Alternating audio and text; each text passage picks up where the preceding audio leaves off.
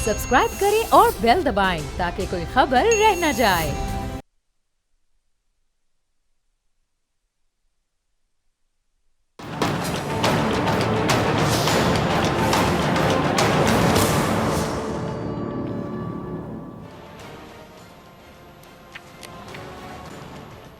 अस्सलाम वालेकुम नाज़रीन, मैं हूँ डॉक्टर फ़िज़ा ख़ान और मैं हूँ पाकिस्तान। आज की सबसे अच्छी खबर ये कि जी वज़ीर आज़म पाकिस्तान शहबाज शरीफ साहब ने उड़ान पाकिस्तान प्रोग्राम का बाकायदा मनसूबे का ऐलान कर दिया है, जिसकी वजह से बरामदात जो हैं वो बढ़ेंगी।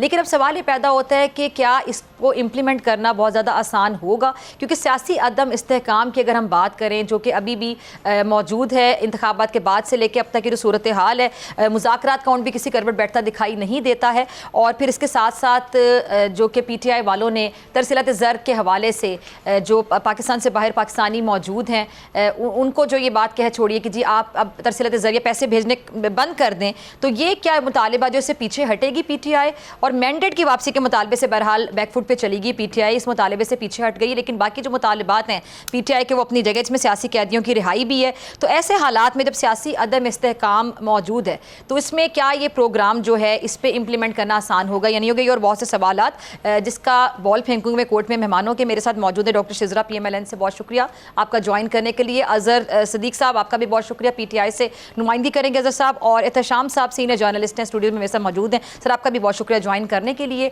मेरे ख्याल से एहतशाम साहब आपसे शुरू कर लेते हैं कि सर ये जो उड़ान पाकिस्तान जो प्रोग्राम है, मनसूबा है, इसका ऐलान तो कर दिया प्राइम मिनिस्टर साहब ने और सबको बड़ा अच्छा भी लगा सुन कर के हमारी बरामदात बढ़ जाएँ। और हम हमेशा ये जोर देते हैं कि एक्सपोर्ट्स बढ़नी चाहिए। पाकिस्तान की जो इकॉनमी है, मईशत, तो सबसे बड़ा चैलेंज अगर देखा जाए, और जो भी जाने वाली हुकूमत होती है और आने वाली होती है, तो हमने तो जब से होश संभाला यही देखा है कि आपने ज़्यादा रिपोर्ट किया होगा हमसे कि हमने ये सुना है कि जो आने वाला होता है कहते हैं जाने वाला ये सब कुछ करके चला गया, मैं तो ठीक करने में लगा हुआ हूँ, कोई जिम्मेदारी नहीं ले रहा होता। अब सर अभी तो सियासी अदम इस्तेहकाम है कि दोनों चीज़ें लाजम मलजूम है, क्योंकि जब तक स्टेबिलिटी नहीं होगी, पॉलिटिकल इकनॉमिक स्टेबिलिटी नहीं आ सकती। फिर देखें यही बहुत बड़ा चैलेंज है कि मौजूदा हालात में अदम इस्तेकाम है। सियासी तौर पे हम देख रहे हैं जिस तरह टोटल डिसरे है, एक बड़ी सियासी जमात लड़ाई करने के मूड में लगती है, कभी सॉरी करके पीछे भी हटती है, लेकिन अपना जो मिजाज है उससे हटने के लिए तैयार नहीं। पार्टी एक तरफ खड़ी है, लीडर एक तरफ खड़ा है। लोग यही बात करते हैं कि प्राइवेटली भी बात करते हैं कि जी पार्टी लीडरशिप पे हम क्या करें, हम बात नहीं कर सकते, वो बात सुनते नहीं है। इसलिए लोग कहते हैं कि उसको फ़ैन क्लब बना दिया गया, वो सियासी जमात नहीं रही, रॉक स्टार के तौर पे वो ऑपरेट कर रहे होते हैं। तो देखें सवाल तो ये है कि वो तो इस तरह करते रहेंगे, लेकिन इसका कतई तौर पे ये मतलब नहीं है कि गवर्नमेंट कहे कि जी हम कुछ नहीं कर सकते। मेरा ख्याल है गवर्नमेंट पे भी बहुत बड़ा जिसको कहते हैं ओनरशिप में है ना। अब ये इलेक्शन फर्ज करें हो जाते हैं, जब ये अनाउंस होगा तो ये क्या ये बताना इनको पड़ेगा ना कि हमने क्या किया। Exactly. देखें जो अच्छी चीज़ें हैं ना, बहुत हम उस पर भी बात करेंगे या नाकामी है। अच्छी चीज़ ये है, मैं नहीं कह रहा, आप नहीं कह रही, बानी पीटीआई ने पिछले हफ्ते अलीमा बीबी ने, उनकी बहन ने आके कहा कि शहबाज शरीफ को मैं इस बात पे मानती हूँ कि वो डिफ़ॉल्ट से मुल्क को बचा लिया और हचकोले खाती इकॉनमी जो है ना वो स्टेबलाइजेशन की तरफ जा रही, इस तरह की उन्होंने बातें की। तो मेरा ख्याल है उनके मुँह से कहना ये बड़ी बात लगती है कि वो तो तुले हुए थे। कुछ लोगों का ख्याल है कि हमारे जो सियासी मुखालफिन होते हैं वो कहते हैं खुदा ना खास्ता कुछ भी हो जाए, ये हुकूमत गिर जाए, बाहर से पैसा ना बंद हो जाए, इकॉनमी डूब जाए, कुछ ना हो। तो उस सारे पैराए में देखा जाए तो ये डिसीजन मेकिंग बहुत बड़ी चीज़ होती है। और मुझे ये कहने में कोई हर्ज नहीं है फिजा कि अब मौजूदा हालात में एक बहुत बड़ा फैक्टर आया है वो जनरल आसिम का। जिस अंदाज से SIFC को वो ऑपरेट कर रहे हैं, प्राइम मिनिस्टर और चीफ इकट्ठे बैठ के मीटिंग चेयर कर रहे होते हैं। सबसे बड़ा फ़ायदा जो है ना, प्रैक्टिकली हमने हमेशा देखा है काम हो जाएगा, कर देंगे, लेकिन जो हुआ, देखिए सबसे बड़ी बात है कि मुल्क में फॉरेन डायरेक्ट इन्वेस्टमेंट रुक गई थी ऑलमोस्ट। आखिरी मुझे याद है 2008 में जब मुशर्रफ की गवर्नमेंट ख़त्म हो रही थी, पीपल्स पार्टी आ रही थी और शौकत अजीज़ प्राइम मिनिस्टर थे, तो $5.5 बिलियन फॉरेन डायरेक्ट इन्वेस्टमेंट थी। बाकी सालों में $700 मिलियन, $800 मिलियन, मुश्किल से कभी $1 बिलियन। उसकी वजह ये थी कि लोगों का एतमाद उठ गया था। सरमाएदार चाहे लोकल है चाहे बाहर का, वो कहते हैं कंसिस्टेंसी नहीं है, कंटिन्यूटी नहीं है, लोग चले जाते हैं। 70 की दिहाई में, 80 की दिहाई में मैंने देखा बड़ी बड़ी कंपनियाँ, मैरोबेनी, तोशिबा, ख़ास तौर पे कुछ 150 कंपनियाँ जापानीज़ जो है ना वो ऑपरेट कर रही थी, आहिस्ता से चली गई। अब यूरोपियन कंपनी भी सिर्फ इस बुनियाद पे कि जी एक अनाउंस करते हैं फ़ैसला और अगले बजट में चेंज कर देते हैं। मैं आपको मिसाल दूँ, इस कंसिस्टेंसी नहीं है। देखें इस बजट में क्या हुआ, इस बजट में जब आया तो हुकूमत ने ये जो आपकी हाइब्रिड गाड़ियाँ हैं और आपकी इलेक्ट्रिक गाड़ियाँ हैं, इस पे उन्होंने ड्यूटी लगा दी। उसके बाद यह ना कि टोयोटा मोटर कंपनी का DG ये MD जो है वो रोता हुआ यहाँ पे आया, उन्होंने मीटिंग की आके यहाँ पे लोगों से, सेनेट कमेटी, कामा कमेटी को उसने ब्रीफिंग दी। उन्होंने कहा जी ये जून में बजट आया है, फरवरी में गालिबन हमारी मीटिंग हुई है और हुकूमत ने हमें कहा कि जी आपको 3 साल की छूट है।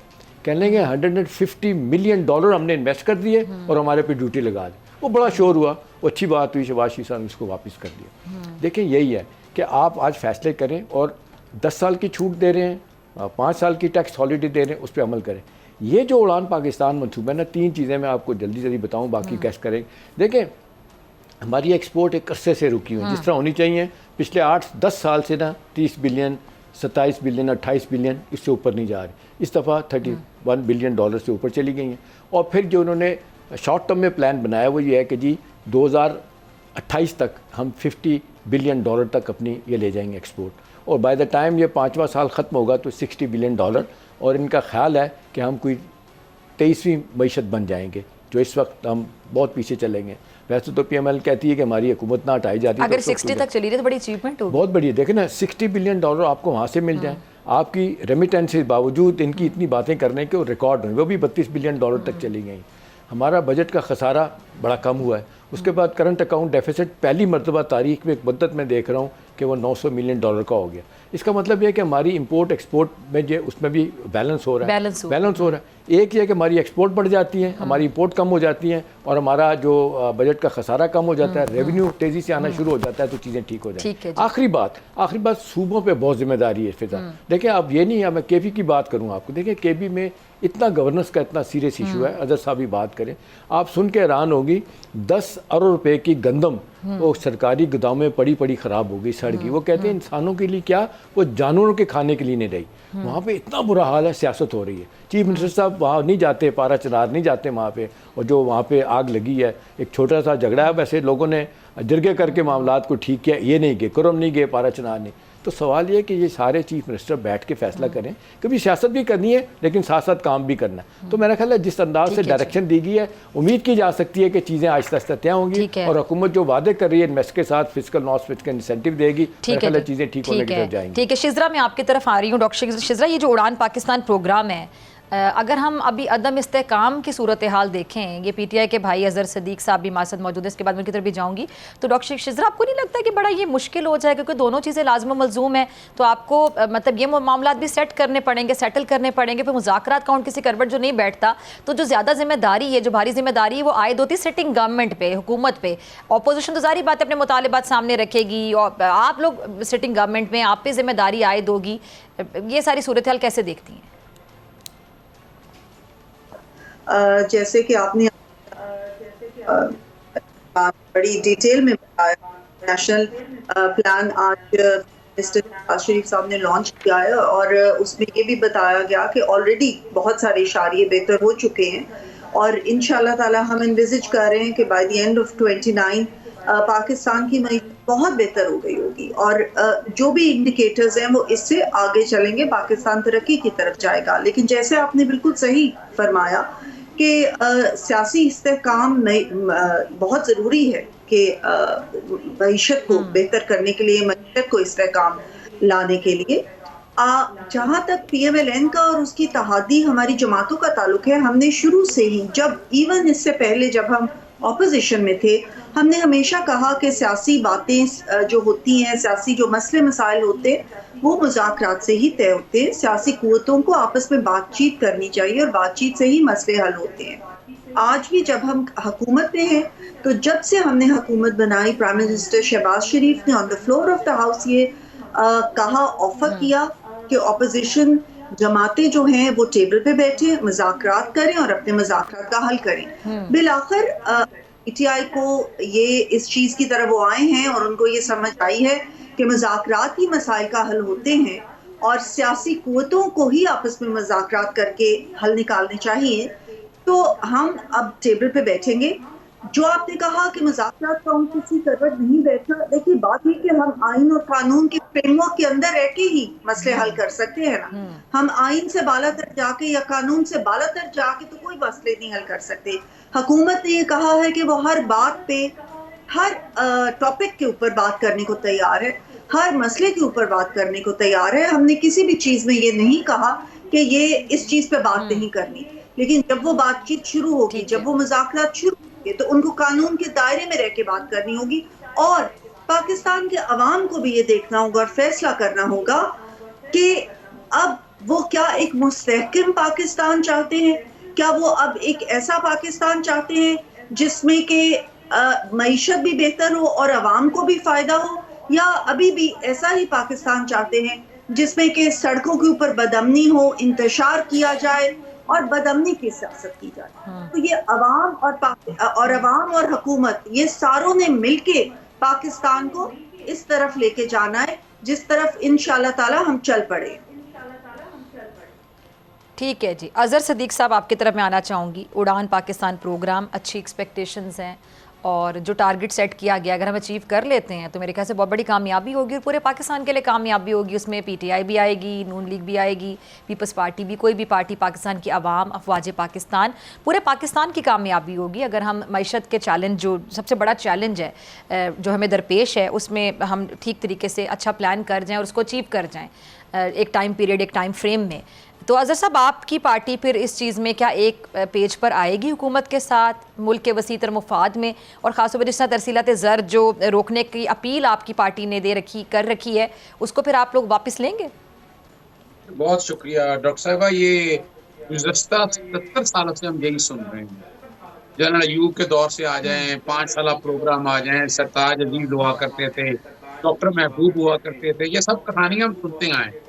ये हमारे लिए कहानी है, ये तो अक़वाम को एक लॉलीपॉप देने वाली बात है कि आपके रियल टारगेट क्या है, क्या आपका करंट डेफिसिट वर्सेस जीडीपी हालात और वाकयात को लेकर चल रहा है, क्या आप एक्सपोर्ट मूव कर सकेंगे? भाई आपको ग्राउंड के ऊपर तो आपके पास है कुछ नहीं, यानी आप वजह क्या गुड गवर्नेंस आपके यहाँ है नहीं, यहाँ कोई महकमा आप बता दें, बिजली का कनेक्शन लेना हो क्या हाल है, गैस का कनेक्शन लेना हो, बिजली के बिल देख लें, गैस के बिल देख लें, आप यहाँ पर आपका बिजनेस एनवायरनमेंट है क्या? मैं मिसाल 2 चीजें आपके सामने बता रहा हूँ। मेरा इतवार वाले दिन जाना हुआ पहाड़ी वाली साइड पे, वो जो कॉटन का एरिया है वो तबाह और बर्बाद हो गया। आपकी कॉटन इंडस्ट्री सारी यहाँ से निकल गई है, सारी निकल गई है यहाँ से। ना आपने कोशिश की, आप 2 सालों में आकर आज एक नया ख्वाब दिखा रहे हैं उड़ान पाकिस्तान का। वो पाकिस्तान तो भाई लेटा हुआ है मस्जिद के अंदर, आपके पास तो है ही नहीं, आपके पास कैपेसिटी नहीं है। अगर कैपेसिटी होती तो 2.5 सालों के अंदर ये मुल्क को बेहतरी की तरफ चलता। आपने 2.5 सालों के अंदर डॉलर सागर से कहा कि पेट्रोल की कीमतें कंट्रोल नहीं कर सके, महंगाई। अच्छा, महंगाई का पैरामीटर क्या बताते हैं? भाई सिंगल डिजिट में क्या कहने से क्या मतलब है? तो महंगाई 100 रुपए की चीज 200 रुपए में चली गई है। वो किसी फर्ज करें 10 रुपए बढ़ रही थी, अब 5 रुपए बढ़ रही है। लेकिन अज़हर भाई, आपके नॉलेज में ये बात भी होगी कि महंगाई डबल डिजिट से सिंगल डिजिट पर आ गई है। तरसीलात ज़र में 31% इजाफा हुआ है और दिसंबर के लिए भी एक्सपेक्टेशंस अच्छी कही जा रही हैं। हालांकि आप लोगों ने अपील दे रखी, ख्वाजा आसिफ साहब को मैं सुन रही थी, उन्होंने कहा दिसंबर में भी अच्छा ही होगा। और ये बातें नहीं है, ये स्टेट बैंक के फिगर हैं, ये फैक्चुअल फिगर हैं। Exactly, facts and figure. ख्वाब अच्छा या ख्याल है। मैं चैलेंज कर रहा हूँ आपके नेशनल चैनल के ऊपर, जो अभी आपको शायद अंदाजा नहीं है कि आपका डेट लिमिटेशन एक्ट जो है, जो 60% होना था आपके जीडीपी का, पता है आपको कितने है? इसको तकरीबन 82-83% पे जा चुका है। कैसे कह रहे हैं आप कर लेंगे? आप वो बताए ना, क्या आप मिसाल के तौर पर कितनी इंडस्ट्रियां लगा रहे हैं? आपके तो इंडस्ट्री प्लांट बंद हो गए हैं सारे, ज्यादातर प्लांट बंद हो गए। आपके पास है क्या? मुल्क में अगर डायरेक्ट इन्वेस्टमेंट आनी है, क्या है इन्वेस्टमेंट आपके पास? जरा हम भी सुनना चाहेंगे। कोई आपने सुनी डायरेक्ट इन्वेस्टमेंट किया है यहाँ पर? डायरेक्ट यहाँ तो लोग यूनिट बंद करके जा रहे हैं, ब्रेन ड्रेन हो रहा है, लोगों को जिंदगियां जीवन होगी, लोग मुल्क छोड़ के जा रहे हैं। तो ये जो पॉलिश लगाकर ना, ये जो लिपस्टिक और अपना, ये नहीं हो सकता।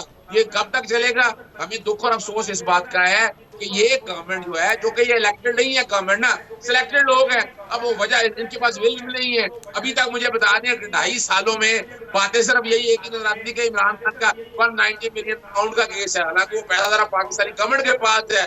कोई बता दें कि 2.5 सालों में तो करप्शन का बड़ा केस आया हो, वो एंटी करप्शन ने मार्का मारा हो, तो FIA को पुलिस ने वहां सिवाय पॉलिटिकल इंजीनियरिंग के अलावा या बैड गवर्नेंस के अलावा कोई रियलिटी बताए ना। उसका स्टॉक एक्सचेंज का हमें बताती है, बड़ी कहानियां सुनाती है। अच्छा, स्टॉक एक्सचेंज आपकी मार्केट में बेहतरी कैसे लेके आई है? तो वह क्या ब्लैक मनी जो है वो आपने छोड़ा हुआ है, ब्लैक मनी मार्केट में इन्वेस्ट करते हैं सारे कौमों को, आम आदमी को बेनिफिट वो बताइए। जो ये मैं आपको आपको देख रहा हूँ, महंगाई आपकी कोई कम नहीं होनी। तो जिस दिन आप डॉलर नीचे देख पाएंगे, जिस दिन आप पेट्रोल की कीमतें लेके अभी आपको हैरान होंगे कि पेट्रोल की कीमत के ऊपर ओरिजिनल मार्केट में ताल्लुक कोई नहीं है, कोई मैकेनिज्म नहीं है इनके पास। मैंने हाईकोर्ट में चैलेंज किया, पिछले 10 सालों से कोशिश कर ये लेकर बताएं कि पेट्रोल की कीमतें कैसे मुकर्रर कर रहे हैं। यानी इतनी लूट मार है उसके ऊपर, पेट्रोलियम डेवलपमेंट नहीं पे इकट्ठा कर रहे हैं, सेल टैक्स के नाम पर इकट्ठा कर रहे हैं। आप तो इतना कुछ इकट्ठा करिए नहीं, आपको मुझे तो नहीं समझ नहीं आती। मैं क्यों कहूँ इन सब के हालात में तो why should I make fun of the nature. और अगली बात आए, आज जहाँ तक मसला है ना, ये कैसे काम चलें, एहतशाम सब कुछ ऐड करना चाह रहे हैं। देखिए, अजहर भाई एक सिद्दीक मिनट, साहब- एहतशाम सब कुछ ऐड करना चाह रहे अजहर हैं। साहब देखें, आप ठीक कह रहे हैं, बहुत सारी चीज़ें जो है ना वो एक अरसे से चल रही हैं, होनी चाहिए। जब तक नहीं होंगी ओवरऑल चीज़ें ठीक पराए में नहीं देखी जा सकती। लेकिन बात यह है कि आप तो सियासी बंदे हैं ना, बहुत सारी बातें कर भी सकते हैं। हम अगर फैक्ट्स एंड फिगर से हट के बात करेंगे तो लोग हमारे पीछे पड़ जाएंगे कि क्या गपबाजी करके आ गए हैं प्रोग्राम। 3 चीज़ें हैं। देखिए, यही हुकूमत है जिस पे हमने बड़ा क्रिटिसाइज भी किया था शुरू से लेके अब तक। अब जो फैक्चुअल बातें हैं माननी पड़ेंगी। अभी देखिए, आपने डॉलर की बात की है। देखिए, इस वक्त डॉलर स्टेबलाइज हो चुका है। इस वक्त आप देख लें interbank rate, open market rate और ग्रे मार्केट रेट, वो तकरीबन वैसा का वैसा ही खड़ा है। उसकी बुनियादी वजह ये है कि ये ठीक है, IMF के प्रोग्राम लेने के बाद हम जब आए हैं तो हमें इन्वेस्टर कॉन्फिडेंस बढ़ा है। अब हमारे बायलैटरल क्रेडिटर, इंटरनेशनल क्रेडिटर हमें पैसा भी दे रहे हैं और यहाँ पे लोग इन्वेस्टमेंट के भी लिए आ रहे हैं। अब आप देख रहे हैं, ये आप पोर्टफोलियो इन्वेस्टमेंट पाकिस्तान की तारीख में पहली मरतबा इतनी ज़्यादा हुई है, 1,16,000 तक चला गया 100 हेक्टेयर्स, वो अपनी जगह। अच्छा, एक देख लें। दूसरा, एक्सपोर्ट की बात हुई है, वो भी फैक्ट्स आपको बता दिए। रेमिटेंस की मैंने बताई है कि 31 बिलियन प्लस जो है ना वो इनके हो गए हैं। पहले 5 माह में 21 बिलियन डॉलर आ गई हैं, ये अपनी जगह। अब 2 चीज़ें हैं, 2 चीज़ें आप उस पर ज़रूर बात करें अदर साहब। 2 चीज़ें देखें, आप ज़रूर बात करें, पूरा आपको हक है। देखें, अब जहाँ तक सियासी बयान की बातें हैं वो आप जरूर करें, आप जरूर बातें करें।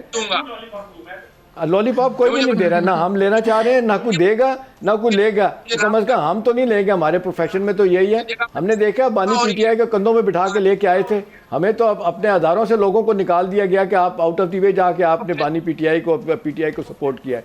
देखिए, बात ये नहीं है, बात यह है कि हमने अब कोई जिसको कहते हैं हम सियासी तौर पर अलाइन नहीं कर सकते अपने आप को। हमें जो है ना इंडिपेंडेंट बात करनी है। जहाँ उन्होंने गलत किया है हम कहेंगे गलत किया है। नवाज शरीफ साहब की हुकूमत जहाँ गलत करेगी हम कहेंगे गलत, लेकिन जो उनके अचीवमेंट है वो बात माननी पड़ेगी। देखिए अजहर साहब, इन्वेस्टर कॉन्फिडेंस, ये बात माने, SIFC ने जिस तरह रोल प्ले किया, आज चाइना, सऊदी अरब, UAE, कतर जिस तरीके से इन्वेस्टमेंट के हवाले से आ रहे हैं इस मुल्क में, लोग आ रहे हैं इस मुल्क में, वो इन्वेस्टमेंट करना चाहते हैं। एक उनको एनवायरनमेंट नजर आ रहा है, इससे पहले नहीं था। तो ये चीज़ें फैक्ट्स में आती हैं, इनको माने आप। चले, ब्रेक का कहा जा रहा है, ब्रेक के बाद यहीं से कंटिन्यू करेंगे, ब्रेक के बाद।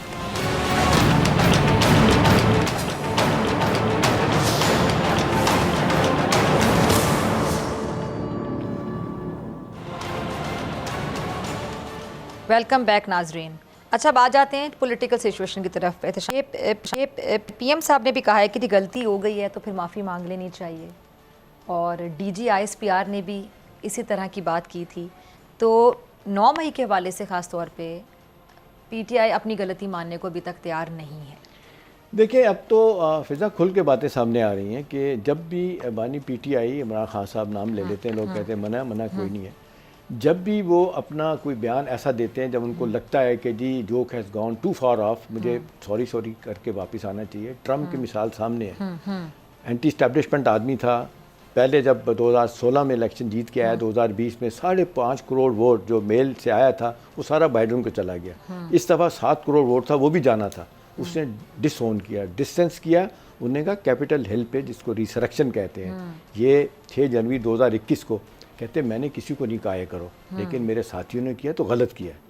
अपनी गलती को उसको मानना। अच्छा, ये मान भी लेते हैं। अब मसला ये है कि इनका मसला ये है कि कुछ दिनों के बाद एक शख्सियत इनको मिलने जाती है जेल में, उनकी वो बुशरा बीबी हैं। उसके बाद से ये इस्टेब्लिशमेंट और बाकी जो है ना बयानात इस तरह के देते हैं जिससे लड़ाई की तरफ जाते हैं। अभी आप देख लें इनकी सारी लीडरशिप क्या कहती है। अब आप प्राइवेटली, आपके पास बेशुमार लोग आते हैं, आप भी माशाल्लाह इतने अच्छे से प्रोग्राम कर रही हैं, लोगों को जानती हैं। सारे क्या कहते हैं? कहते हैं जी हमारी सुनते ही नहीं है बात। हम जो कहते हैं कि ये सुसाइडल है, हमको कहते हैं कि जी इलेक्शन तो आपने जीत लिया, लेकिन आपके ओपोनेंट्स मज़े कर रहे हैं। आप क्या कर रहे हैं? आप तो सियासत तो मुमकिनात का खेल कहा जाता है, आप क्यों नहीं ऐसा तरीका कर? देखिए बात यह कि जब तक ये चीज़ें वापस नहीं लेंगे ना, इनके लिए मुश्किलात ही होंगी। मतलब आप 9 मई पे 3 बयान, इस दफ़ा भी बयान चेंज किया इन्होंने। अभी क्या कह रहे हैं? कह लेंगे जी देखिए पहले ये कहते थे कि जो इन्होंने सुप्रीम कोर्ट में भी बयान दिया था कि जी अगर जब मुझे गिरफ्तार किया गया और जब मेरे बाल खींचे गए, मेरे कंधा खींचा गया, तो मेरे लोगों की तरफ से तो रिएक्शन आना था। एक तरफ ये कहते हैं और दूसरी तरफ कहते हैं कि नहीं जी तो फॉल्स फ्लैग ऑपरेशन है, ये आपने किया। DGISPR कहते हैं कि भी अगर हमने अपने लोगों को सजा दी है फिर भी आपको तकलीफ हो रही है। तो मतलब कहीं तो आप अपना स्टैंड लेना। इस तरह तो सियासत में नहीं होता ना कि आप इनकंसिस्टेंट होकर रह जाएं और फिर अपना नुकसान किए जाएं। पार्टी आपने ख़त्म कर दिया, पार्टी लोग कह रहे हैं कि जी किधर जाएं, इतने मुकदमे उन पे बन गए हैं, गलत या सही को छोड़ें। यही काम आप भी करते थे।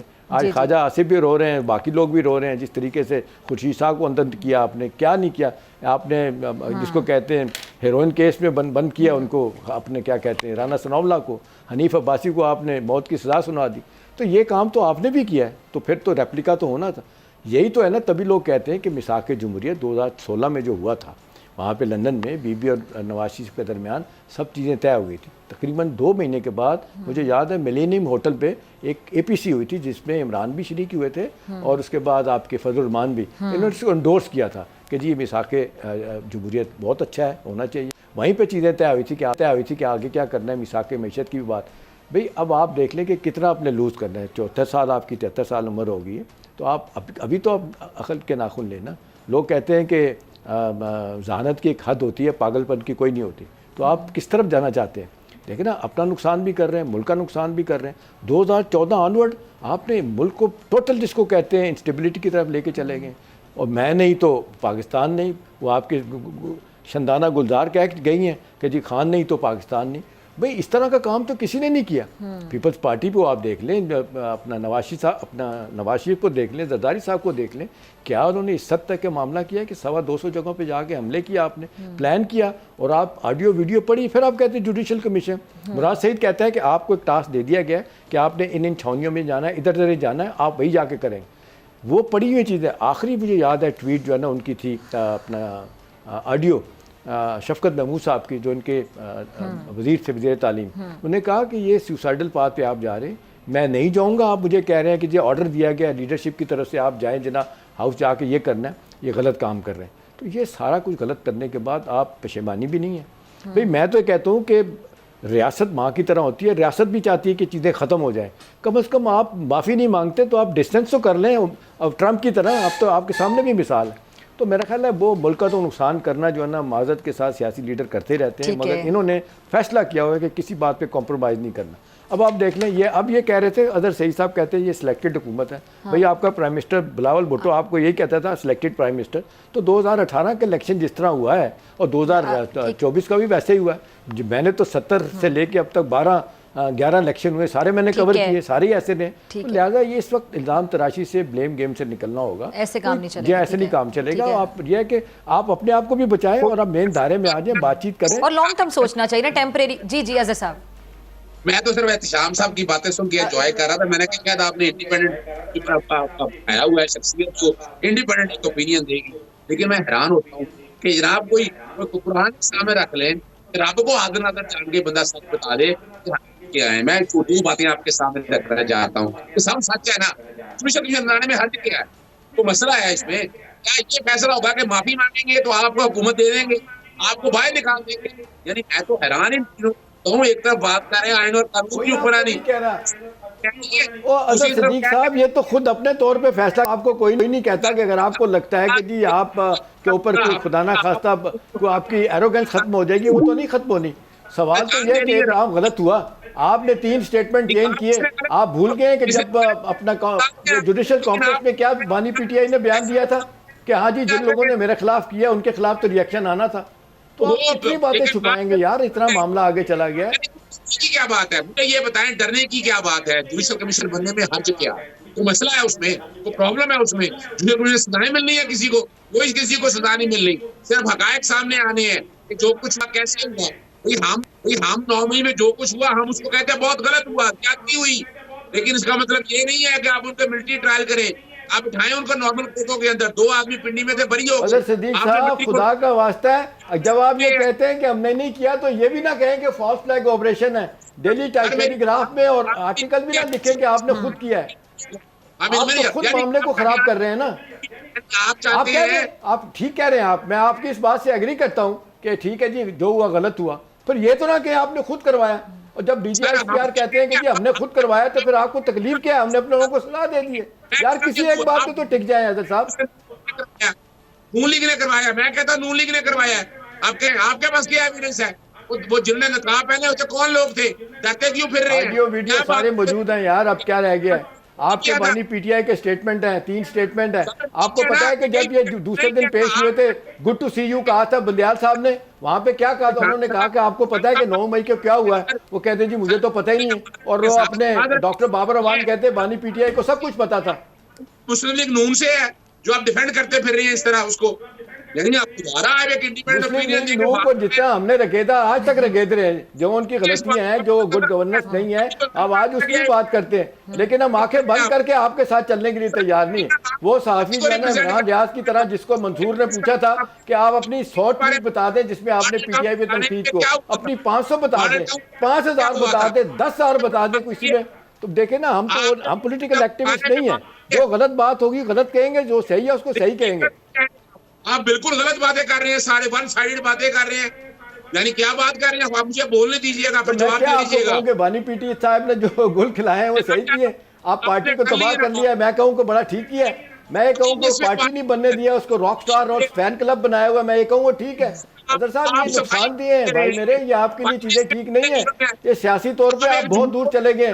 पाकिस्तान की कोई सियासी जमात आपके साथ खड़ा होने के लिए तैयार नहीं है। फजल रहमान साहब को आपने ख्वार कर दिया, अच्छा ज़ई को आपने ख्वार कर दिया। वो कहते हैं हम नहीं जाते, इसका एतबार कोई नहीं है। सब लोग कहते हैं कि गारंटी कौन करेगा, इनसे बात भी हो जाए तो कुछ पे अमल दरामद होगा, कोई मानने के लिए तैयार नहीं है। ओ भाई अपना घर तो मंजी थले डांग फेरो, चीज़ें ठीक करो अपनी। अच्छा दिशान साहब, अजहर साहब, अजहर देखिए उनकी अपनी एक राय है, उनका अपना एनालिसिस, सीनियर एनालिस्ट हैं, सीनियर जर्नलिस्ट हैं। आपकी मर्जी की राय तो नहीं देंगे। पब्लिक टीवी में आपके साथ बैठ के हम नून की मुखालफत करते थे, भूल गए हैं? बानी PTI को हम चढ़ाया करते थे कि नहीं भाई ठीक है, एक बहुत बड़ी ताकत है। अब क्या करें, हम वो बन जाएं, बुतमत बन के उनको पूजा करना शुरू कर दें। अच्छा चलें। और ये आखिरी बात बता दूं, इमाम गजाली का कौल है कि शख्सियत परस्ती जो है ना वो बुत परस्ती से खतरनाक होती है। बुत परस्ती में तो बंदा बस जो मर्जी करते रहे, ठीक है। शख्सियत परस्ती कर करके आप जिस अपनी गलतियों को मान लेना चाहिए, एग्जैक्टली अपनी गलतियों को मान लेना चाहिए, ठीक है। वरना अगर आप कहें कि मैं हर जगह पे ठीक हूँ तो फिर आप नार्सिसिस्ट का किरदार अदा कर रहे होते हैं ना। अच्छा चलिए अजहर साहब, जी अजहर साहब जी आप कंप्लीट कीजिए बात। देखिए शाम साहब के लिए लॉट ऑफ रिगार्ड, लेकिन हाशा लिल्लाह मैं बड़ा ही डिस्टर्ब हुआ हूँ, मैं बड़ा डिसअपॉइंट हुआ हूँ उनके नुक्ता नजर से। यानी ये आजाद मुमलिकत में रहने वाले शहरी हैं, इन्हें right to rule of law की बात करनी चाहिए। मॉडल टाउन आने के बाद तजर्बा हमने सीखा नहीं है। हमने ये नहीं देखा कि फॉर्म, यानी आज एक इलिजिबल गवर्नमेंट की फेवर कर रहे हैं। एक एंकर ने कह दिया कि 17 सीटें से लेकर इतनी सीटें लेकर गए हैं, आज हमें बता रहे हैं कि गवर्नमेंट बिल्कुल राइट है। भाई हम तो बात बड़ी वाजे कर रहे हैं। मैं बड़े अदब के साथ 9 मई का वाकया गलत हुआ, बिल्कुल गलत हुआ, कंडेम करते हैं इसको, लेकिन सवाल है कि वो पाकिस्तान तहरीक इंसाफ ने नहीं किया। मैं जो कि वकील हूं, मैंने एविडेंस सारी देखी है, 5-4 सेट ऑफ ओपिनियंस हैं इसके ऊपर और हर एक दूसरे से कॉन्ट्राडिक्ट करता है। तो उसके बेस पे जाने के लिए एक जुडिशियल कमिश्नर बनना चाहिए, हालात और वाकयात आने चाहिए कि वाकया कैसे शुरू हुआ, कहां तक गया, कौन लोग इन्वॉल्व है। मैं तो कह रहा हूँ नूली के लोग हैं जिन्होंने नकाब और अपना पटके बांधे हुए थे, वो हमारे लोग नहीं थे। बताएं उनमें से कितने लोगों को सजा दी आपने? जिन्होंने नकाब पहने हुए थे उनमें से एक बंदा बता दे कि किसी को सजा दी, ठीक है किसी ने डंडा पकड़ा हुआ था, किसी ने बिल्कुल गलत हुआ, मैंने भी सपोर्ट करता उसको। दूसरा उसके बाद देखिए 26 नवंबर की बात जो है कि 26 नवंबर को शहादतें हुई हैं, जख्मी हुए हैं लोग, जो भी हुए हैं, चले 2 हुए हैं 4 हुए हैं, वैसे तो 13 तक आ चुकी है डिटेल, जो मानते ही नहीं थे कि नहीं है कि उसका भी एक कमीशन बनने में हर्ज किया है। कोई भी है स्टेट को स्टेट रहकर चलाए, कैपिटल हिल से मिलाना इसलिए जरूरी नहीं है। बिल्कुल गलती मांगेंगे हम, हम मानेंगे कि जनाब ये बिल्कुल ज्यादती हुई है, लेकिन अभी तक कोई एक ऐसी एविडेंस नहीं है। आपने सजाएं मिलिट्री कोर्टों में दी हैं, हमारा मिलिट्री कोर्टों के ट्रायल्स हम बासियत वकील भी, बासियत सियासी जमात हम नहीं मानते मिलिट्री कोर्टों को। मिलिट्री कोर्टों के लिए अगर आइन में कोई तरमीम करके आप लाते तो फिर बात और थी, क्योंकि हमने आइन में तरमीम की थी और हमने एक खास सेट के क्लास को निपटने के लिए। ये तो एक सियासी इंजीनियरिंग है, पोलिटिकल इंजीनियरिंग है सारे मामले में। लेकिन जब कोई वाकया होता है, आप कानून को समझते तो एफआईआर कटती है, ये कमीशन बनता है। नहीं एफआईआर देखिए ना, मैं बताऊं आपको, डॉक्टर फिजा मेरे घर में पाकिस्तान में मामले को खटाई में डालना हो तो कमिशन बना दो। मुझे बताएं, इस तरह का कोई मामला होता है तो एफआईआर कटती है। बिल्कुल कमीशन बनाने का मुतालबा कर दिया जाता है कि जल्दी से कमिशन बना दें। एफआईआर कटी हुई थी, यही होता, वही होता है। सुप्रीम कोर्ट ने रोके हुए थे, जो अपने सिविलियन अदालतें थी, उन्होंने इनके साथ खड़े हुए थे, उन्होंने सारे अपना केसेस को रोका हुआ था। जी अजहर साहब, मैं मॉडल टाउन साने में आपके सामने एविडेंस रखने लगा हूं। मॉडल टाउन सर, आपको याद है अगर बाहर के ममालिक को हम कोर्ट करें ना, इंग्लैंड में जब इस तरह के फसादात हुए थे तो हफ्तों में सजाएं दे दी गई थी। देखिए डॉक्टर साहिबा, उसमें मुझे याद है 11 साल की एक बच्ची थी, उसको भी सजा दी गई थी। अभी आप देखें फ्रांस में भी हुआ, सजाएं मिली लोगों को। तो हम वैसे तो बाहर के ममालिक को बड़ा कोर्ट करते हैं, वहाँ पे चीज ऐसे वैसे जब मतलब मीठा मीठा हप कड़वा कड़वा थू थू, जो चीज हमारे हक में जाती है हम उसको वहाँ कोर्ट कर देते हैं, जो हमारे खिलाफ जाती है हम कहते हैं हमें इस बारे में बात ही नहीं करनी। डॉक्टर साहब, मॉडल टाउन साने में, अजहर भाई, मॉडल टाउन साने में क्या अच्छा हुआ? अजहर भाई ये बता दें कि जो मैंडेट वापसी का जो आप लोगों का मुतालिबा था, इससे आप लोग पीछे क्यों हट गए हैं? नहीं बिल्कुल यानी अब आप मानते हैं हुकूमत को कि हुकूमत ठीक है, मेरिट पर आए हैं ये, अब आप मान गए? डॉक्टर साहब बिल्कुल पीछे नहीं हटे। वो मामला चल रहा है इलेक्शन ट्राइब्यूनल के सामने, इन्होंने रिटायर्ड जजेस लगाए हैं, वो गलत किया है। जो खालिस्तान सर्विस थे वो सारा बैठकर फैसला करते तो मुनासिब होता। हम बिल्कुल पीछे नहीं हटे, हमने अपनी डिमांडें बड़ी लिमिटेड कर दी हैं ताकि हम जिसको आगे लेकर जाएं। हम नहीं चाहते हमारे साथ ज्यादती या किसी के साथ ज्यादती हो। 9 मई के हवाले से जिससे यानी एक आपने मिसाल पूछी तो ख्वाजा आसिफ इस हवाले से भी ना निजी टीवी चैनल पे कल इजहार ख्याल करे थे, ख्वाजा आसिफ साहब के मुताबिक आप लोग जो मुज़ाकरात पे भी इतनी जल्दी राजी हो गए और आपने कहा ना हमने जो डिमांड्स है वो लिमिटेड कर दी हैं, तो वो भी इस बारे में भी कुछ बात का इजहार कर रहे थे कि इतनी जल्दी आप लोग कैसे राजी हो गए? डॉक्टर साहब वो तो करते रहेंगे। वो रिचर्ड गर्नैल ने उनकी ऐसी बेइज्जती की है, वो याद रखेगा कि ये वजीर दिफा है। खुदारा इस मुल्क में देखें आप, मैं जो बात कहना चाह रहा हूँ, मैं कह रहा हूं कि मॉडल टाउन सानिया का क्या हुआ था, जी पर्चा दर्ज हुआ, सुने ना, पर्चा दर्ज होने के अलावा इसी गवर्नमेंट ने, नून लीग की गवर्नमेंट ने बकायदा जुडिशल कमीशन बनाया और हर्ज कोई नहीं है। हम तो चाह रहे हैं कि इसका अल्टीमेटली सोल्यूशन निकलना है, यानी जितनी एविडेंस आ गया सर साहब, ठीक है कोई एविडेंस वहां दे दीजिएगा जुडिशल कमीशन। आखिरी मिनट है, मुझे शाम साहब आपका एक कमेंट चाहिए। रिचर्ड ग्रैनल की जो ट्वीट्स हैं वो उनकी जाती हैसियत में ट्वीट्स हैं, उनकी जाती राय है, या फिर उसको अमेरिका की राय समझा जाए? क्योंकि पीटीआई वाले भाई दोस्त ये कहते हैं कि वो शायद अमेरिका की राय है। लेकिन अब पहले अमेरिका के खिलाफ थे, अब उनको लग रहा है कि लेकिन रिचर्ड एक पर्सनालिटी है, नो डाउट के एक अहम शख्सियत है वो, लेकिन उनकी जो ट्वीट्स हैं उनको अमेरिका की ट्वीट्स कह देना ये बिल्कुल दो अलग बातें हैं। बिल्कुल दो, देखें ना स्टेट डिपार्टमेंट का जो स्पोक्स पर्सन है वो क्या कहते हैं, पाकिस्तान की अदालतें आज़ाद हैं, पाकिस्तान का मामला अपने तौर पे है, हम कोई इंटरफेयर नहीं कर सकते। ये तो लॉबिंग है, सारी दुनिया देखे ना, ये तो उनकी आईपैक है ना, वो जो Israeli American public affairs committee, उसके सारे मेंबर हैं, सारा फंडिंग वहाँ से होती है। आप भी पैसा लगाएं, इन्होंने भी 30-30, 40-80 लाख रुपया दे के जनाब अपना लॉबिंग फर्म हायर किए हैं, वो ये काम कर रहे हैं। लेकिन असल बात यह है कि वाज़ेह तौर पर उनके लोगों ने कह दिया कि जी पहली शौक रियाद में हमारा ये नहीं है कि हमने जनाब वो तो आप मुल्क के अदालतें फैसला करेंगी जिस तरह आपके ज़माने में होता रहा। आज़ाद साहब जल्दी से बताइएगा, 30 सेकंड क्लोजिंग की तरफ जाना है। लॉबी इल्जाम ये लग रहा है कि लॉबिस्ट को देके पैसा देके वहां के पार्लियामेंटेरियन ने जेल बदल ली है। फिर अल्लाह ही हाफ़िज़ है, इतना बड़ा मुल्क जो है वो अगर पैसे से बिक जाएगा फिर तो यही हाल है। ये पाकिस्तान की बात करें तो समझ आती है, अमेरिका वाले लोग इस तरह बिकते नहीं है पैसों के ऊपर, वो असूलों पे खड़े होते हैं और ह्यूमन राइट वायलेशन पे खड़े हैं। हम जो बैठे इंतजामिया के साथ नहीं है, ह्यूमन राइट वायलेशन के ऊपर आवाज उठा रहे हैं और वो आवाज उठा रहे हैं। चले ठीक है जी, मेहमानों का सबका बहुत शुक्रिया और इसी के साथ मुझे दीजिए इजाजत। आपसे मुलाकात होगी इंशाल्लाह करीम चैनल। अगर जिंदगी ने वफा की, दुआओं में याद रखिएगा, अपना बहुत ख्याल रखिएगा। रहने के पान।